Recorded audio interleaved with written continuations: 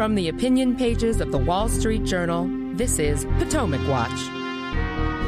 Iran directly attacked Israel for the first time over the weekend, launching some 300 cruise missiles, ballistic missiles, and drones at the Jewish state. Israel intercepted most of them with the help of the United States, the UK, Jordan, and perhaps other countries, and they did little damage. But the attack nonetheless crossed a new line of escalation in the war between Israel and Iran that until now has been fought via Iran's proxy armies. How will Israel respond to the attack, especially since the White House has advertised far and wide that President Biden wants Prime Minister Benjamin Netanyahu and his government to calm down and not strike back at Iran? To discuss these and other questions, my guest today is Mark Dubowitz, CEO of the Foundation for Defense of Democracies, an invaluable think tank, who has recently returned to the U.S. from Israel. Welcome, Mark. Good to have you here. Great to be with you, Paul. Thank you. So let's talk first about the nature of this Iranian attack and how it was intercepted for the most part. Some folks, analysts, are even saying that the fact that Iran telegraphed its attack, or at least seemed to, means that it somehow wanted it to fail while sending a message that worse could happen if somehow Israel responded. Do you buy any of that? No, I think that's ridiculous. I think the Supreme Leader of Iran, Ali Khamenei, launches over 300 cruise missiles, ballistic missiles, and drones because he wants to kill Israelis. Now, he telegraphs that through the Turks. The Turks warn the Americans warn the Israelis. I think the Supreme Leader was probably surprised by the technological wizardry on display by Israel's air defense systems in partnership with the United States and other allies. But he also wanted to send a message that this time around, those have conventional warheads. Next time around, they may have nuclear and chemical warheads. So that was much as a warning as it was an attempt to hurt Israelis. Do you agree with the analysis at this point? I do agree with this, that the launch demonstrates that the Iranian government is willing to take new risks, that it's willing to escalate, crossing this threshold of a direct attack, which it has never done before. And that suggests that it doesn't really fear a response. Well, I think it doesn't fear a response from the United States. And so that's the key. I mean, President Biden said right before this attack, when asked what the Iranians should do, he said, don't. And the Iranians did. And so Supreme Leader Ali Khamenei has Biden's number. He understands that the United States today is not willing to use American power against the Islamic Republic, even to stop the nuclear weapons program that is galloping ahead. He also understands that the likely reaction of President Biden to the Iranian attack and any kind of discussion of Israeli reprisal will also be don't, but this time don't to the Israelis. Don't respond. And sure enough, Khamenei got that exactly right, because we're hearing President Biden has told Netanyahu to stand down. And so I think he perceives fecklessness from the Biden administration. He's testing that, and he's realizing that at the end of the day, Israel will stand alone in dealing with the threat from the Islamic Republic. And he wants to make it very clear that I can hit you not only through my proxies, as I've done repeatedly for 40 years, but I can deliver a serious punch from Iranian soil using the largest ballistic missile arsenal in the Middle East. Why do you think it was willing to cross that line now? I think for a few reasons. First of all, the Israelis took out this IRGC general, Mohammad Reza Zaidi, in Damascus, and killed him and his deputy and 5 other IRGC commanders. Zaidi was a big fish. Right. I mean, people don't know him. They should. He was probably the most battle-hardened, experienced IRGC commander that the Iranians have today. I mean, he was probably after Qasem Soleimani, who the Trump administration killed, along with support from Mossad. He is the most experienced and one of the most deadly battlefield commanders in the battle space. And so when the Israeli Air Force took him out in Damascus in a really a daring operation with exquisite intelligence, that was a blow and a shock to the regime. And so they felt that they had to respond. Normally, they would respond through proxies. I think that was probably Israeli military intelligence assessment that was given to the war cabinet. I think the Israelis were also surprised that Khamenei was willing to direct this from Iranian soil, but I think he's willing to escalate and send a message. Look, if you go after my top commanders or you come after my nuclear weapons program, you're not only going to contend with Hezbollah or Hamas or my other Shiite militias, you're going to contend with me. Very interesting. Now, one of the things that Israel has long been concerned about is an attack from Lebanon by Hezbollah or from Syria, or both combined, in addition to an attack from Iran. And yet, in this case, the Hezbollah has been reasonably restrained. It's had some symbolic missile launches against north of Israel, but it really hasn't launched the tens of thousands of rockets and missiles that Hezbollah has. Are you surprised by that? Well, look, I think Iran and Hezbollah have actually accomplished a pretty significant win in that they've cleared out all of northern Israel. I mean, there are 60,000 Israelis who are not in their homes. The north of Israel is today a ghost town. It's essentially a military zone. And they've been able to do that daily, and it's daily, firing missiles and anti-tank missiles at Israeli towns and cities. They've killed Israeli civilians, Israeli soldiers, not in great numbers, but enough that it's for Israeli civilians who saw October 7th and what happened with Hamas, they've gotten out of Dodge. I mean, they've been cleared from their towns. And so that's quite a victory. I think Khamenei is saving Hezbollah. He didn't want to unleash Hezbollah after the killing of the IRGC commander, because I think that would lead to a major war between Israel and Hezbollah. And I think he doesn't want to see Hezbollah go the same way as Hamas has, sustaining such huge battlefield casualties. He's saving Hezbollah for a serious reprisal, and that could be if Israel decides to go after Iran's nuclear weapons program. So there is an implicit threat that continues from Hezbollah that if there is a response from Israel, somehow the Khamenei could unleash them again into a much more comprehensive assault. I guess that is part of the implicit threat that continues to exist. Yeah, well, it's an explicit threat because it's being demonstrated every day on the northern border today. Right. But I'm talking about in the tens of thousands of missiles. Sure. No, an implicit threat that, again, and the Israelis have been, planning against this for years.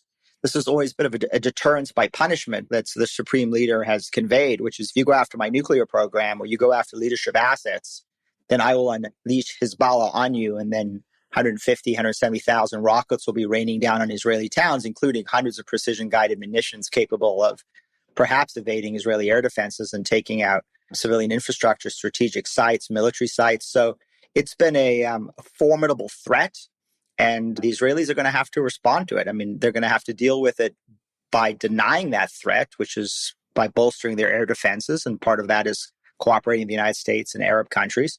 But part of that is also reestablishing deterrence by punishment. Deterrence by denial, Paul, spectacularly failed on October 7th with Hamas. Right. The idea that we will deter by denial, that if you fire missiles and rockets or send terrorists over the border, we will do our best to defend that with technological walls and air defense systems. Well, that's failed spectacularly on October 7th. That, by the way, deterrence by denial is the governing philosophy of the Biden administration. It's what the Biden administration is trying to convince Israel to do, which is to deny the Iranians the ability to harm their civilians. And this weekend is being used as sort of Exhibit A, or President Biden called it a win, for deterrence by denial. Well, deterrence by denial doesn't work in the tough neighborhood of the Middle East, where any kind of weakness is seen as a provocation. All right, we're going to take a break, and when we come back, we'll talk more about the American calls for restraint on the Israeli government when we come back.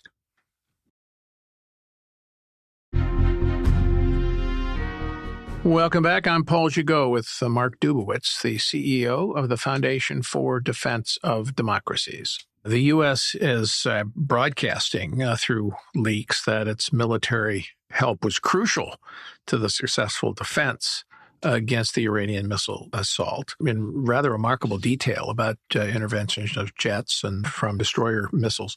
And it's also leaking what Biden told Benjamin Netanyahu, which is including the phrase, quote, take the win, unquote, the win being the fact that nearly all of the missiles and drones were intercepted. The administration doesn't make those kinds of leaks if it's not really trying to send a message. And then you had the G7 statement, which also counseled de-escalation. This really poses a dilemma for Netanyahu and his government, it seems to me. Can he afford to ignore these warnings? I think the Israelis have this they actually have a unique problem of any democracy on earth. And that is they exist in a split screen, right? On one hand, they're a Western democracy. They're part of the, Western liberal order for whatever that's worth anymore. And they have to be concerned about their partnership with the United States. They have to be concerned about their reputation. They obviously have to be concerned about using proportionate force and making sure that they limit civilian casualties when they go in and fight these hardened enemies. The other side of the split screen is they live in the Middle East, a tough neighborhood where, as I said, any sign of weakness is a provocation. And there they have to actually use disproportionate force in order to ensure that their enemies understand that if they try to harm Israelis, that they will face 10 times, 100 times the response. And obviously, when they exist in that space and they're trying to send a message to their enemies in the Middle East, they're open to huge criticism from the Biden administration, from Democratic members of Congress, and from the media that wants them to basically operate as if they don't live in the Mideast, but they live in the Midwest. They were worried about that missile barrage from Toronto.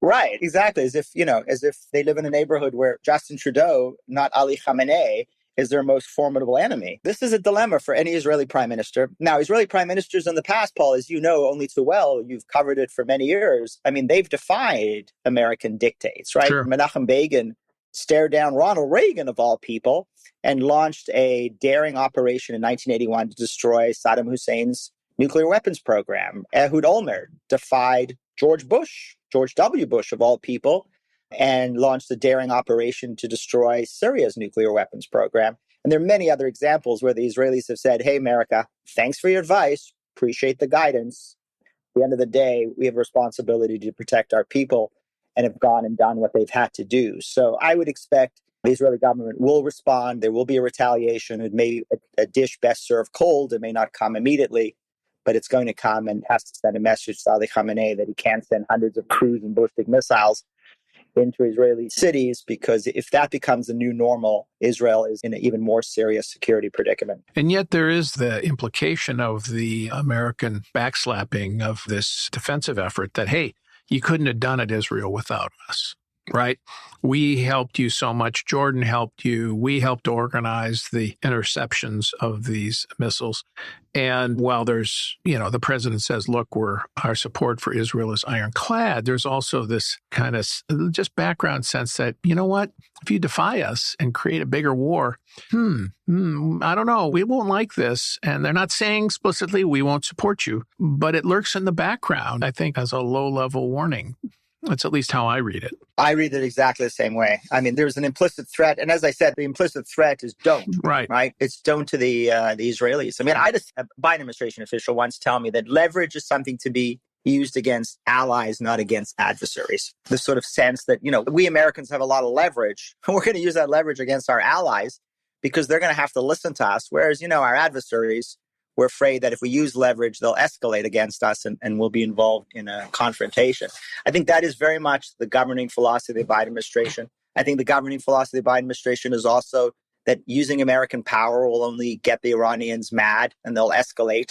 If they escalate, we'll again be in a regional confrontation. And so we mustn't use American power. We must use diplomacy. And diplomacy consists of providing tens of billions of dollars in sanctions relief to the Iranians to get them to stand down. I mean, it's a completely different philosophy about power and deterrence, and it's completely at odds with the way the Israelis think about it, which is why we always run into these situations with our Israeli friends where they kind of take a look at us and think, what world do you live in? Because it doesn't look like the world we live in. So you think Netanyahu and the government will respond somehow directly, and you think this will be on Iranian territory? And I guess the question that goes with that is the political one in Israel. Can Netanyahu not afford to respond to this attack on Israeli soil and civilians? Because these missiles were not targeted. They were indiscriminate. They were going to land all over the place. Yeah, I mean, I don't know about the targeting. I mean, I think they're fairly targeted. I mean, they were going after certain strategic sites, military sites. But then again, there were also a number that were indiscriminate. In fact, there was a 7-year-old Bedouin Arab girl who was struck in the head, who's in a severe condition and is in hospital. And, I think, unfortunately, a lot of the media and a lot of people have ignored her plight. There could have been a lot more Israeli kids in hospital or, God forbid, worse, if those air defenses haven't worked. So, yeah, Netanyahu is under tremendous political pressure from the Israeli public to act. I think he believes philosophically and practically that he needs to act in order to reestablish deterrence by punishment. But again, it'll be at a time of his choosing, and we'll see. My personal view is if you're going to act and you're going to take the blame from the Biden administration, you got to go after the most serious threat to the state of Israel today, which is Iran's rapidly expanding nuclear weapons program, which we haven't talked about today, but they are poised to cross certain red lines that are going to make it very difficult for Israel or even the United States to act in the future. And so if you're going to take the political hit, go after weapons scientists, go after the new site that's being built in Natanz that's going 100 meters underground, encased in concrete under a mountain that, if when it's done in 2 years' time, will be impervious to Israeli and even American bombs. So if you're going to do it, make it count. Well, that's an interesting counsel, and John Bolton, the former U.S. National Security Advisor, agrees with you. But it's very clear from the messages coming from the White House that President Biden wouldn't support that. And that, what you just described, going after the nuclear sites, is really the most ambitious military project that Israel could undertake right now, right?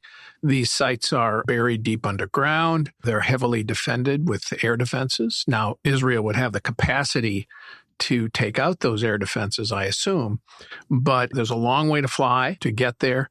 And for Israel to do it alone would be undertaking a major risk. I'm inclined to agree with you that they probably should do that if they're going to take the risk, but it's a very, very big deal. Yeah, Paul, you're right. Though I have to say, first of all, there's now evidence that Iran has begun its weaponization activities. It's been the longstanding view of the U.S. intelligence community. The National Intelligence Estimate 2007 says Iran has not restarted its weaponization activity since 2003. What I mean by weaponization is the building of the nuclear warhead, the final thing Iran has to do to have a deliverable nuclear weapon.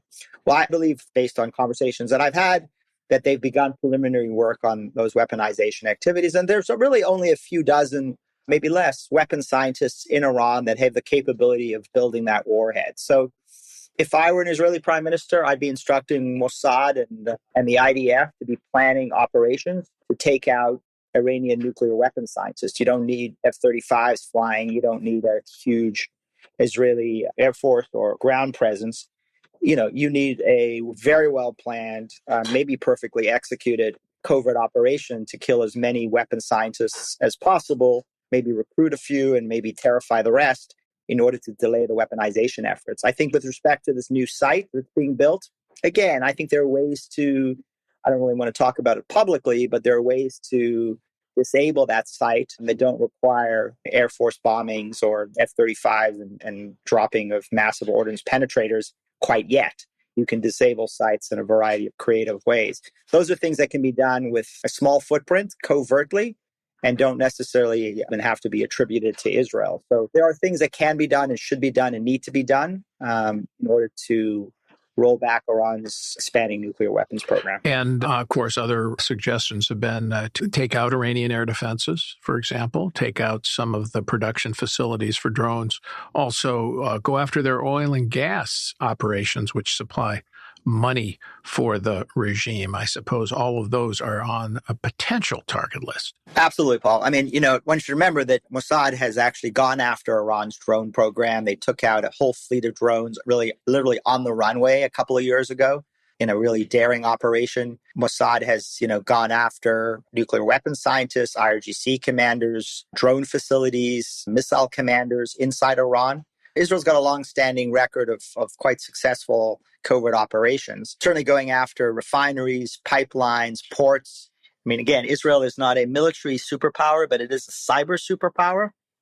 And Israel's Unit 8200, which is their equivalent of our NSA, has formidable offensive cyber power and has used that in the past in quite effective ways. So the prime minister has a variety of options that he can choose from. The only question really is not so much one of Israeli capabilities or Israeli will, it's about American will and whether he can withstand the overwhelming pressure from President Biden to stand down and take the win that really wasn't a win. And we're going to take another break. And when we come back, we'll talk about the administration's view of the Israeli operation in Hamas and whether or not this gives Israel more running room politically as it tries to destroy Hamas in Gaza when we come back. Don't forget, you can reach the latest episode of Potomac Watch anytime. Just ask your smart speaker, play the Opinion Potomac Watch podcast. That is, play the Opinion Potomac Watch podcast. From the opinion pages of the Wall Street Journal, this is Potomac Watch. Welcome back. Again, I'm Paul Gigot with the Wall Street Journal Potomac Watch podcast here with Mark Dubowitz, CEO of the Foundation for Defense of Democracies. I want to ask you before we go about the U.S. policy on Iran, because you alluded to this earlier, but there's no question in my mind that what we have seen is the failure of the U.S. And the Biden administration's Iran policy. It sought to engage the regime in renegotiating the nuclear deal. Iran has shown no interest in that. It sought to somehow appease Iran by refusing to enforce the sanctions on oil and easing other sanctions, giving Iran access to tens of billions of dollars in frozen funds. And that seems not to have changed Iranian behavior for the better at all. In fact, if anything, it has seemed to have encouraged the Iranians to unleash their proxies, going after not only Israel, but also U.S. forces in Iraq and in Syria, and of course, to go a long way to shutting down commerce in the Red Sea. Do you think this latest attack by Iran on Israel is going to change the Biden administration's policy towards Iran to a tougher one, which would, I think, require marshaling a coalition again to isolate Iran and punish it and reduce its financing and put a lot of other pressure on Iran? Paul, I think about this. I think I'm right. You and I are both men of faith, right? We believe in God.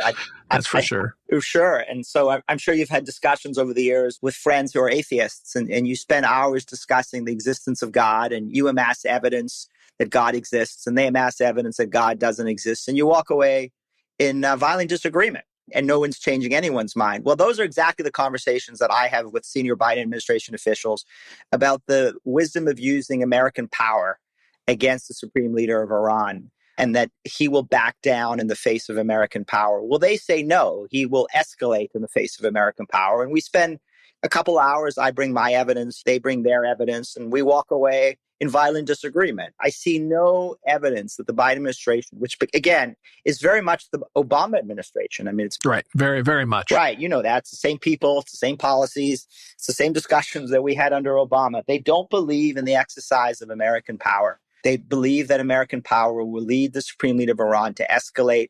It'll lead to a regional war. The regional war will spike oil prices ahead of November, and it'll lead to a conflagration that the Biden administration wants to avoid at all costs. Well, we all want to avoid that at all costs. But I think the evidence of the Islamic Republic's history is that when they face American power, they back down. When they sense American weakness, they push forward.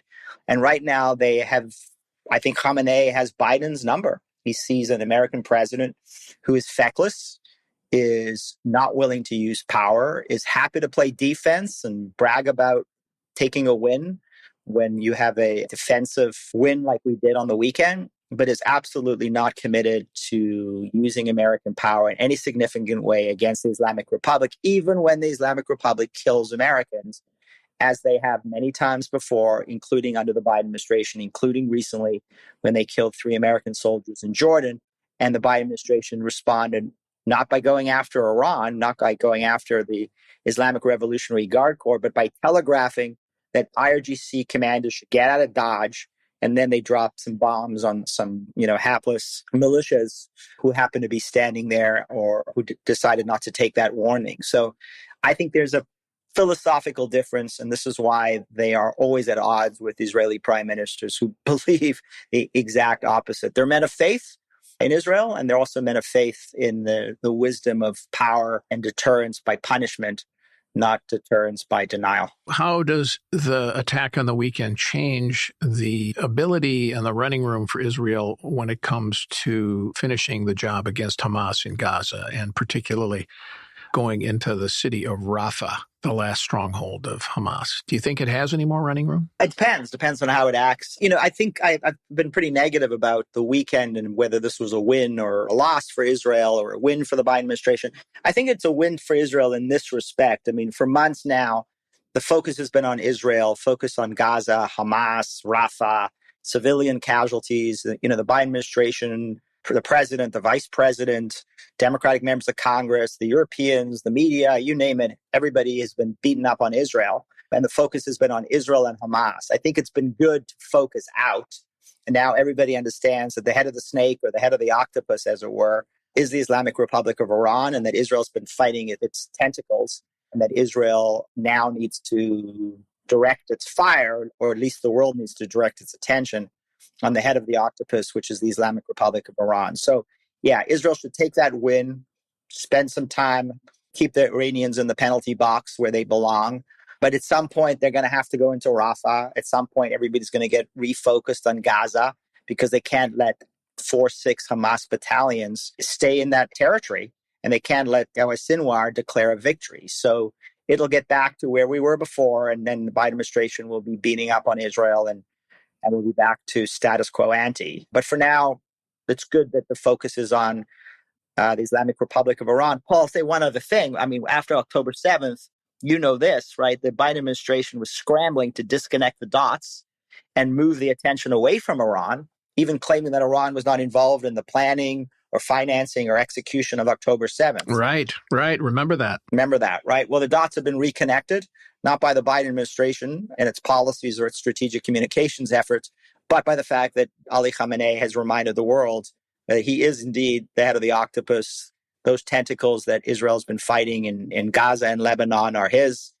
For now, at least we all appreciate, for now, it'll probably be fleeting, that the real enemy of the United States and of democracies is the Islamic Republic of Iran. All right. I think we shall leave it at that for today. It's really a dangerous period in the Middle East. We'll see how the Israelis respond, and whether or not the U.S. is actually going to support Israel in its self-defense against a terrible national menace in Iran.